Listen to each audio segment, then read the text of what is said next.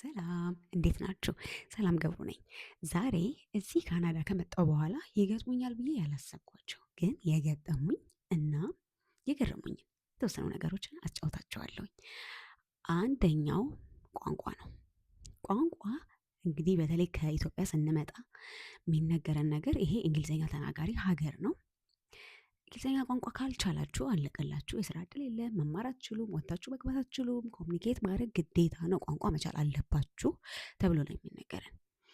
እኔ ግን እስካሁን ባየሁት እዚህ ሀገር ከመጣሁ እስካሁን ባየሁት ቋንቋ ያን ያህል የሞትና የሽረት ጉዳይ አይደለም። ሄርሚ አውት አይኖ ብዙ ሰው ላይስማማ ይችላል በዚህ ሀሳብ፣ ግን እስካሁን ባየሁት ከቋንቋ ለምሳሌ በጣም ብዙ ስኪል ያላቸው ሰዎች አሉ። የፀጉር ስራ ሊሆን ይችላል፣ ሌሎች የእጅ ሙያ ሊሆን ይችላል። ብዙ ስኪል ይዘው የሚመጡ ሰዎች እዚህ መጥተው ቶሎ ወደ ስራ ለመግባት፣ ሴትን ለማድረግ፣ ገንዘብ ለማግኘት፣ የራሳቸውን ነገር ለመጀመር የግድ የእንግሊዝኛ ቋንቋ መቻል አይጠበቅባቸውም። ስለዚህ ከቋንቋ የተሻሉ በጣም ብዙ ስኪሎች አሉ እና እንደዚህ አይነት ስኪል ያላቸው ሰዎች ቋንቋ ግዴታ ካልቻሉ እዚህ ሀገር አያልፍላቸውም ወይም እዚህ ሀገር መጥተው መስራት አይችሉም ማለት የተሳሳተ ኢንፎርሜሽን ነው፣ እንዳትሰሙ። ሌላው ቋንቋ ሳትችሉ የምትሰሯቸው በርካታ ስራዎች አሉ። ዝም ብሎ በቃ ለመስራት ኦር ሴትን ለማድረግ እዚህ ሀገር የሆነች ነገር እስከማገኝ ብላችሁ የምትመጡ ከሆነ መስራት ትችላላችሁ። ውሸት ነው፣ ውሸት ነው። ቋንቋ ግዴታ የሞትና የሽረት ጉዳይ እዚህ ሀገር ሰርቫይቭ ለማድረግ የሚረዳ ነገር አይደለም። እኔ እንግሊዝኛ ቋንቋ ኮሚኒኬት ማድረግ እችላለሁ። የስራ ቋንቋ የሆነው እንግሊዝኛ ቋንቋ ብዙ ጊዜ ቆይቷል። ግን እንግሊዝኛ ቋንቋ በመቻሌ ብቻ ያገኘሁት የተለየ ፕሪቪሌጅ የለም። ኦር ስራ ከማጣት እዚህ መጥቶ ብዙ ሰው በሚያልፍበት መንገድ ከማለፍ አላዳነኝም። አም ቴሊንግ ዩ ቋንቋ አያስፈልግም እያልኩ አይደለም። ዶንት ጌት ሚ ሮንግ፣ ያስፈልጋል። ቋንቋ ስትችሉ የሚኖሩ አድቫንቴጆች፣ ኦፖርቹኒቲዎች ይኖራሉ። ግን አዲስ እንደሚመጣ ሰው እዚህ ሀገር ላይ ስራ ለማግኘት የተለያዩ ኦፖርቹኒቲ ለማግኘት ቋንቋ በጣም የተለየ ተአምር ተደርጎ ሲወራ ስለማይ ነው። እና አይ ዶንት ብሊቭ ዳትስ ትሩ። እስካሁን ባየሁት እና በጣም ከገጠሙኝና ከገረሙኝ ነገሮች አንዱ ከቋንቋ በላይ የሚያስፈልጉ ስኪሎች ኦር ሌሎች ነገሮች፣ የእጅ ሙያ፣ ብዙ ነገር ያላቸው ሰዎች እዚህ መጥተው ሰክሲድ ሲያደርጉ አይቻለሁ ያለምንም ቋንቋ። እና ደግሞ ቋንቋ በጣም በአጭር ጊዜ ውስጥ አፕግሬድ መደረግ መሻሻል የሚችል ነው። ብዙ አስቸጋሪ ሆኖ ሰዎች ሰክሲድ ለማድረግ ብዙ አስቸጋሪ ነገር ሆኖባቸው አላየሁም። እና አንድ በጣም ያስገረመኝ እስከዛሬ ከሰማሁት ኢንፎርሜሽን ሮንግ ሆኖ ያገኘሁት አንዱ ነገር እዚህ ሀገር ስመጣ ቋንቋ ነው። ሁለተኛው በጣም ያስገረመኝ ነገር የትምህርት ኳሊፊኬሽን የትም ቦታ የተማራችሁት ትምህርት፣ በተለይ አፍሪካ ላይ የተማራችሁት ትምህርት እዚህ ሀገር ላይ መጥቶ ምንም ጥቅም የለውም፣ ምንም አይሰራም ለሚሉ ሰዎች እንዳትሰሟቸው። ምክንያቱም በጣም ይሰራል። አንደኛ ፍሮም ዘ ስክራች አትጀምሩም። ዲግሪያችሁን እዚህ መታችሁ ፕራክቲስ ባታረጉበት እንኳን ለምሳሌ አንድ ሐኪም ወር በሕክምና የተመረቀ ሰው እዚህ መጥቶ ዶክተር መሆን ላይችል ይችላል ኢትዮጵያ ኦር ከሌላ ሀገር ባመጣው ባችለርስ። ነገር ግን እንደ ማንኛውም ሰው ምንም ዲግሪ ምንም እንደሌለው ሰው ፍሮም ዘ ስክራች አይጀምርም። ኤግዛሞች ይወስዳል ኦር ሌሎች ዌዎች አሉ። በዚህ ጉዳይ ላይ ዲቴይል ቪዲዮ እንድሰራላችሁ የምትፈልጉ ከሆነ ኮመንት ላይ አስቀምጡልኝ። በፍጹም ኳሊፊኬሽናችሁ አይጠቅምም። ኢትዮጵያ የተማራችሁ ትምህርት ሰርተፊኬትም ይሁን ባችለርስም ይሁን ዲፕሎማም ይሁን አይጠቅምም ያሏችሁን ሰዎች ኢግኖር ዘም፣ እንዳትሰሙ። ምክንያቱም ይጠቅማል። ፍሮም ዘ ስክራች እንዳትጀምሩ ያደርጋል። እውነት ለመናገር እኔ አሁን ኢትዮጵያ ያለኝን ዲግሪ ነው ምንድን ነው የተመረቅሽው? አንደርግራድ ነሽ? ሃይስኩል ግራጁዌት ነሽ ሲሉኝ ነው ባችለርስ ዲግሪ ነው ያለኝ ብዬ ነው እዚህ ማወራው። እዚህ ግን አይደለም የተማርኩት።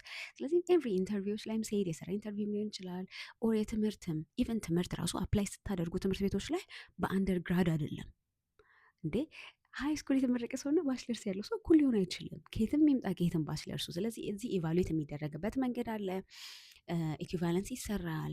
ከዛ እሱን ይዛችሁ በዛ ላይ እንደ ስቴፒንግ ስቶን እንደ መረማመጃ ይሆናችኋል። ከመሬት ከመጀመር ያድናቸዋል እና ምንም ቢሆን ይጠቅማቸዋል። ኢቨን መንጃ ፍቃድ እንደዚህ ትንንሽ የሚባሉ የሚመስሉ ነገሮች፣ ሰርተፊኬቶች፣ ላይሰንሶች እንደዚህ አይነት ነገሮች ራሱ በጣም ዋጋ አላቸው። መንጃ ፍቃድ ከሀገር ቤት ኦር ከሌላ ቦታ ኬንያም ኦር ኡጋንዳም ከየትም ቦታ የምትመጡ ሰዎች መንጃ ፍቃድ ይዛችሁ ብትመጡ ለምሳሌ እዚህ መጀመሪያ መንጃ ፍቃድ የጽሁፍ ፈተና ነው የምታልፉት። የጽሁፍ ፈተና ታልፉና ክላስ 7 የሚባል ይሰጣችኋል። በክላስ 7 ብቻችሁን ሆናችሁ መንዳት አትችሉም።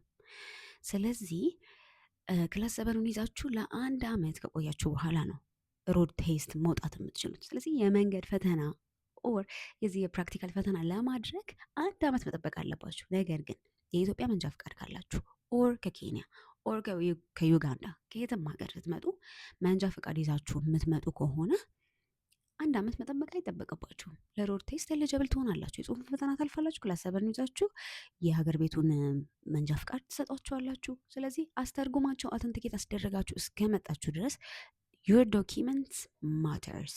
እዚህ ሀገር ስለሆነ እዛ ሀገር ስለሆነ የሚባል ነገር የለም። ዶክመንታችሁ ማተር ያደርጋል። እና ሁለተኛውና ብዙ በጣም ሚስ ኢንፎርምድ የሆንኩበት እዚህ ሀገር ስመጣ የገረመኝ ፋይንድ አውት ያደረኩት ነገር ኳሊፊኬሽኖችን፣ ትምህርቶች፣ ሰርተፊኬቶች እዚህም ማተር ያደርጋሉ፣ ይሰራሉ። ሶስተኛው በጣም ያስገረመኝ ነገር ብርዱ ነው። ብርዱ አይ ነው ብዙ ሰው ሲል ሰምታችሁ ታውቃላችሁ። ብዙ ሰው ነግሯችሁ ሊሆን ይችላል ስለ ብርዱ። ሚትው ተነግሮኝ ሰምቼን የመጣሁት።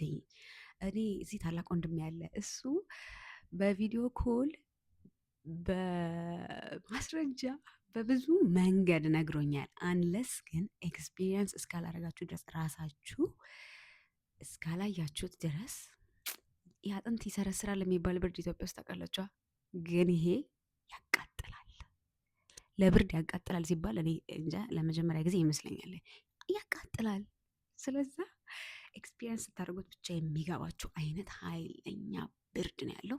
ፕሮፐር አለባበስ ከለበሳችሁ ያው ሌላው ሰው ሰርቫይቭ ያደረገ ነው፣ ሰርቫይቭ ታደርጋላችሁ።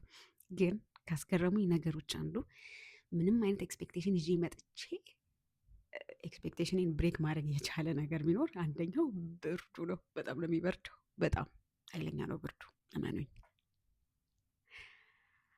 አራተኛ በጣም ካስገረሙኝ ነገሮች ወይም ካልጠበኳቸው ነገሮች ስራ አጥነት። እንግዲህ ሁላችንም እዚህ ስንመጣ ስራ ይገኛል፣ ከሰራውም ደግሞ እርን አረጋለሁ የተሻለ ነገር እናገኛለን ብለን ነው እዚህ የምንመጣው። ግን ካናዳ ላይ እኔ የመጣሁበት ይር ሊሆን ይችላል ኦር አፍተር ኮቪድ የነበረው የግሎባል ኢኮኖሚ አጠቃላይ ሁሉም ጋር ነው፣ ዓለም አቀፍ ነው፣ ከእሱም ጋር ተያይዞ ሊሆን ይችላል። ግን በጣም በተለየ ሌቭል የስራ ማጣት እንዳልኳችሁ፣ እኔ ለምሳሌ እዚህ ሀገር ስመጣ የተወሰነ ኳሊፊኬሽንስ ነበሩኝ፣ ትንሽም ቢሆን ቋንቋ እችላለሁ። ስለዚህ ዝቅ ያለም ስራ ቢሆን አግኝቼ ሰርቼ ከዛ ደግሞ ሀገሩን መልመጃ ምናምን ይሆነኛል አሉ አይደል አይምሯችን ላይ ኤክስፔክት አድርገን በመጣ ነገር እዚህ ስመጣ ስራ ኮምፕሊትሊ ነው ያልነበረው።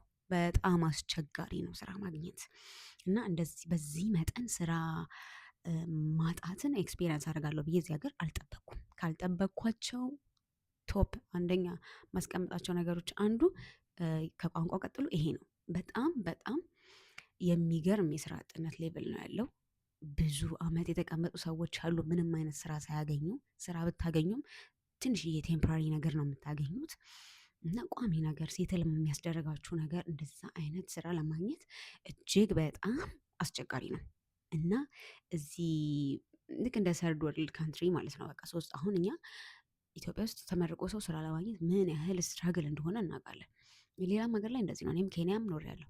ሴም ቲንግ እንደዛ አይነት ኤክስፒሪየንስ እዛ ዓለም ላይ እንዳለ ኤክስፒሪየንስ እዚህ አገኛለሁ ኤክስፔክት አደርጋለሁ ብዬ አላሰብኩም። ቢያንስ ዝቅ ያለ ስራ ማንኛውም አይነት ስራ ሰርቼ የሆነ መሸጋገሪያ እዚህ ሴትል ማድረጊያ ይሆነኛል ብዬ ነው እንጂ ያሰብኩት በፍጹም አላሰብኩም ነበር እንደዚህ ይገጥመኛል ብዬ። እና አራተኛው እጅግ በጣም ካስገረሙኝ ነገሮች አንዱ ስራ ማጣት ነው። ሌላኛው ከስራ ማጣት ጋር የተያያዘ ነገር ነው። ምን አትሉኝም? ስራ በሰው ነው የሚገኘው። በፍጹም እዚህ ዓለም ላይ መጥቼ ስራ ለማግኘት ሰው ማወቅ፣ ቅድም ያልኳቸው ለዚህ ነው። አንዳንድ ጊዜ የፈለገ ቋንቋ የሚችል ሰው ቢኖር፣ በደንብ ኮሚኒኬት ማድረግ የሚችል ሰው ቢኖር የሚገራርም ፖዚሽን ላይ ቋንቋ ጭራሽ የማይችል በምልክት የሚነጋገር ሰው ልታገኙ ትችላላችሁ። ሰው ስለሚያውቁ ነው። ሰው ስለሚያውቁ ነው። ቋንቋ ከማወቅ በላይ ሰው ማወቅ አንዳንድ ጊዜ ቫሊዩ ኖሮት ልታዩ ትችላላችሁ እዚህ ዓለም ላይ። እና ሌላው በጣም ያስገረመኝ ነገር ስራ የሚገኘው ሰው በማወቅ ነው። ሰው በማወቅ በሰው አስቡት። በሰው ስራ ማግኘትን ጠልተን መተን እዚህም በጣም ካስገረሙኝ ዲስአፖይንት ካደረጉኝ ነገሮች አንዱ ነው። ሌሎቹን በቀጣይ ቪዲዮ እሰራላችኋለሁ። ብዙ ያስገረሙኝ ነገሮች አሉ። በቀጣይ ቪዲዮ እንድሰራላችሁ የምትፈልጉት ሌላ ነገር ካለ ኮመንት ላይ አስቀምጡልኝ። ቪዲዮዎቼን ላይክ፣ ሼር፣ ሰብስክራይብ አድርጉልኝ። ከዚህም ውጪ ሌሎች ቆንጆ ቆንጆ ስራዎችን ይዤ እመጣለሁኝ። ሰላም ገብሩ ነኝ። ቻው